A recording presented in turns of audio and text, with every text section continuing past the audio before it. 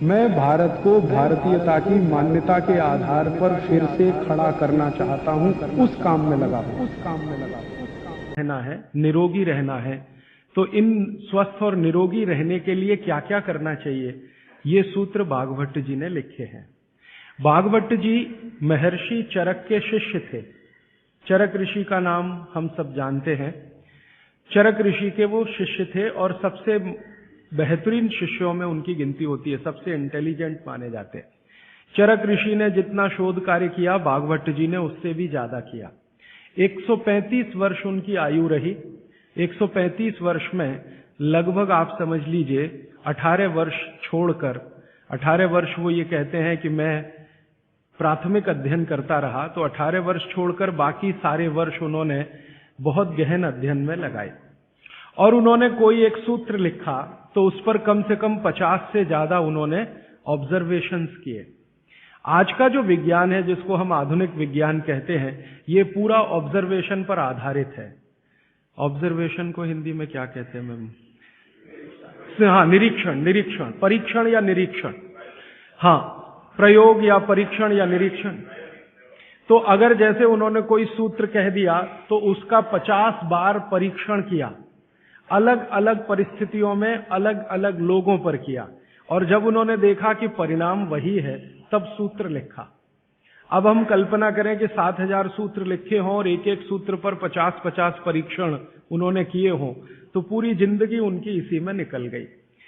महर्षि भागवत बाल ब्रह्मचारी थे। अंतिम समय तक वो ब्रह्मचर्य का ही पालन करते रहे। गृहस्थ आश्रम उन्होंने नहीं जिया, लेकिन वो मानते थे कि गृहस्थ आश्रम बहुत महत्व का है।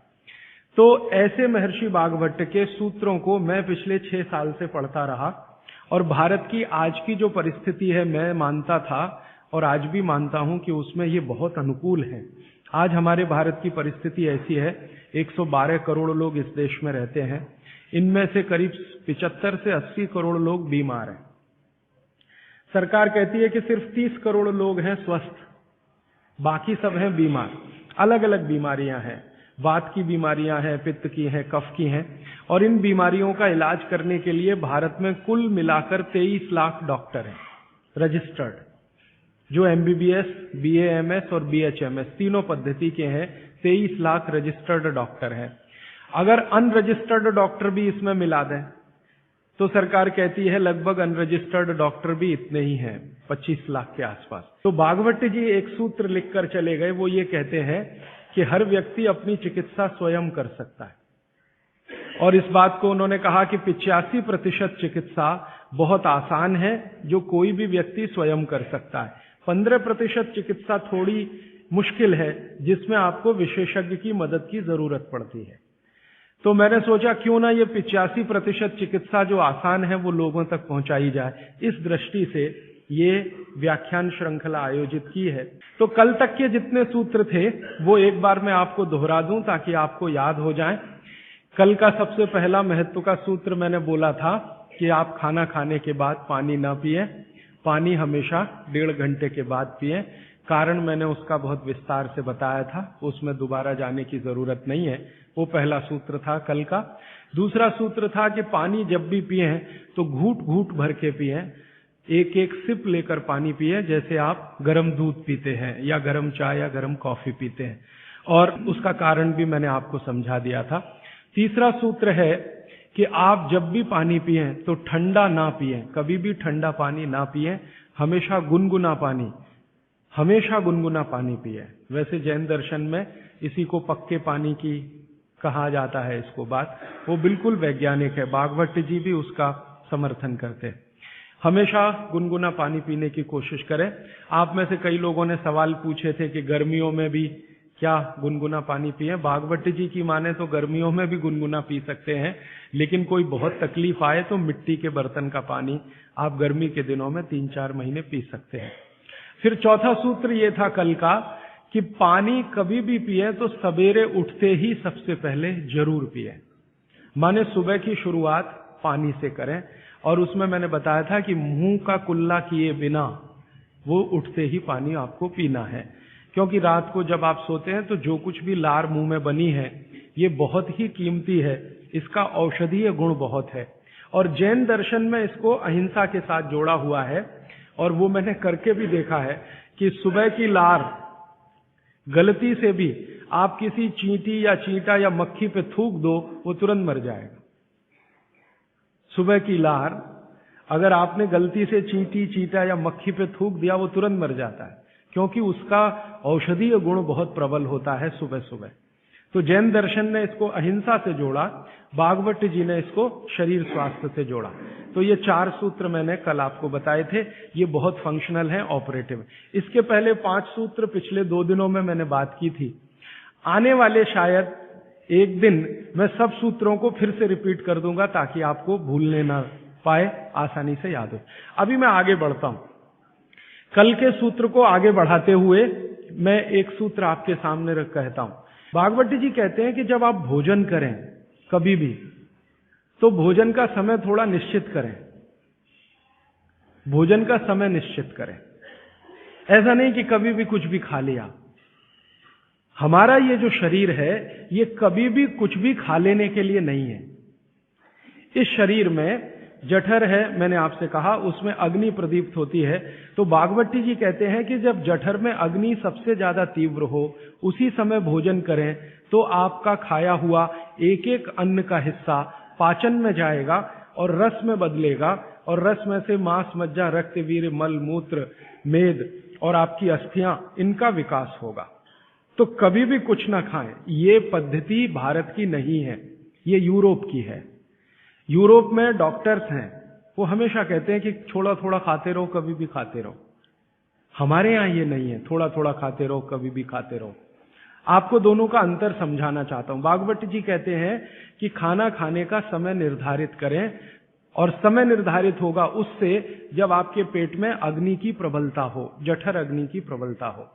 भागवत जी ने इस पे बहुत रिसर्च किया, और वो कहते हैं कि 1.5-2 साल के रिसर्च के बाद उनको पता चला कि जठर अग्नि कौन से समय सबसे ज्यादा तीव्र होती है। जठर अग्नि कौन से समय सबसे ज्यादा तीव्र होती है? तो वो कहते हैं कि जब सूर्य का उदय होता है, सूर्य का जब उदय होता है, तो सूर्य के उदय होने से लगभग 2.5 घंटे तक जठर अग्नि सबसे ज्यादा तीव्र होती है।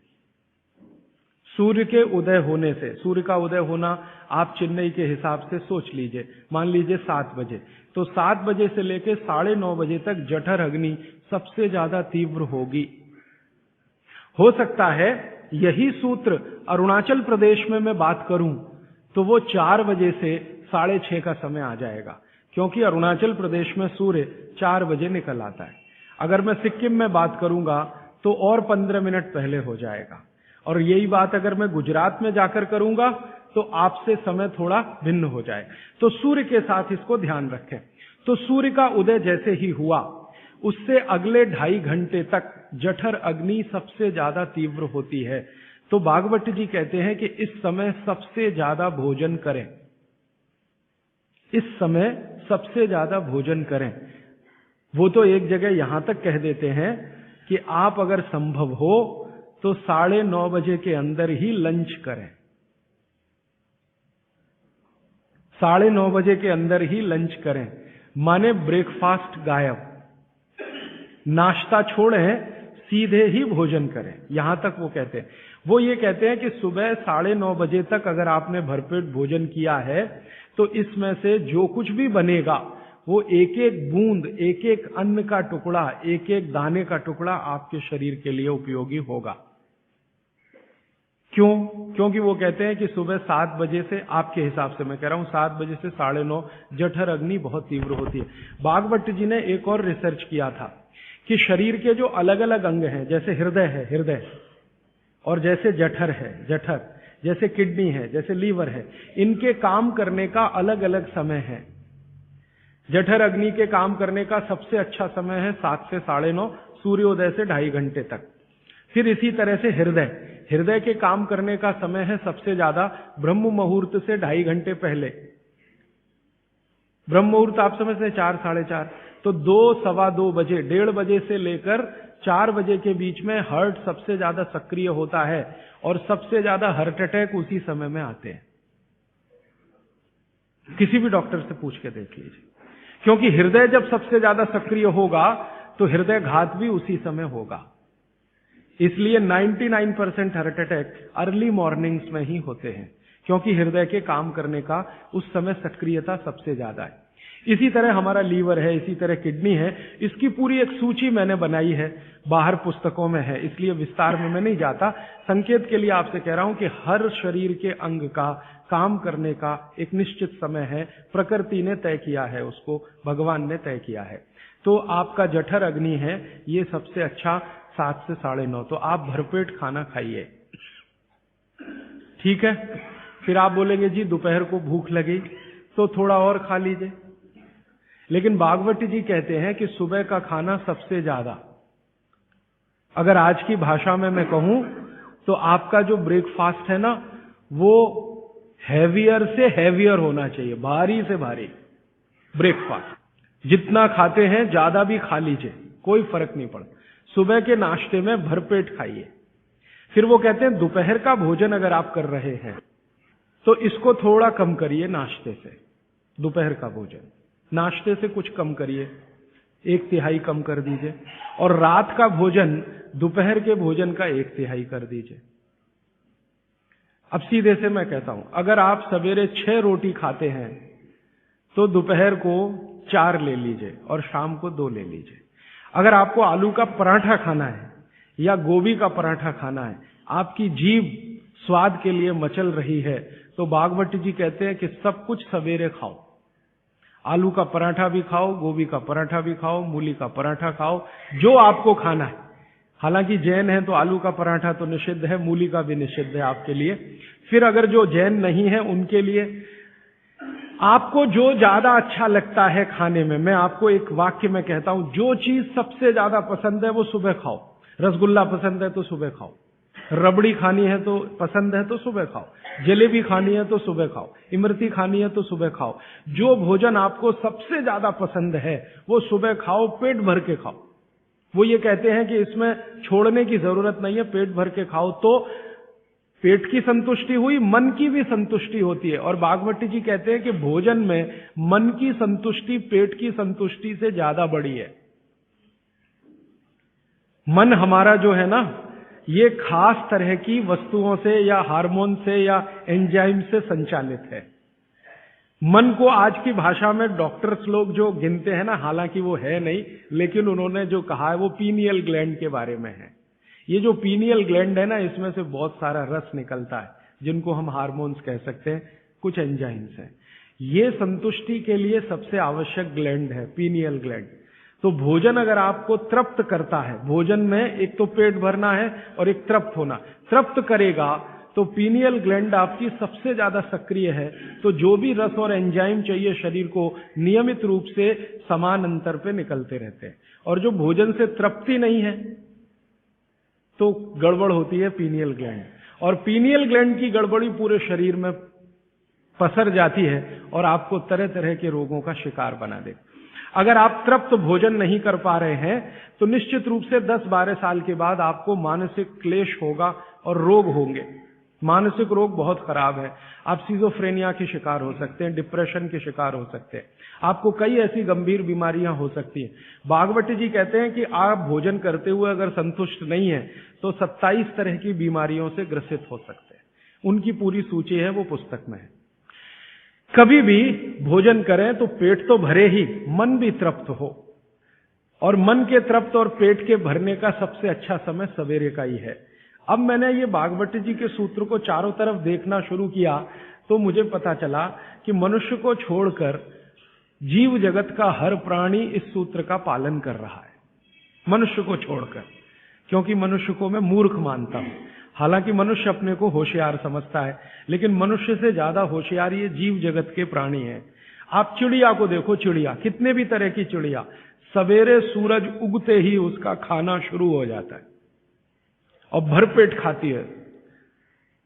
6 बजे के आसपास आप राजस्थान में निकल जाओ, गुजरात में निकल जाओ, सब चिड़िया अपने अपने काम पे लगी हुई है, खाना खाने में खूब जम के खाती है, और पेट भर गया उसके 4 घंटे के बाद ही पानी पीती है, दोपहर को ही पानी पीती। गाय को देखो, सुबह उठते ही सूरज जैसे ही निकलेगा गाय का खाना शुरू हो जाएगा।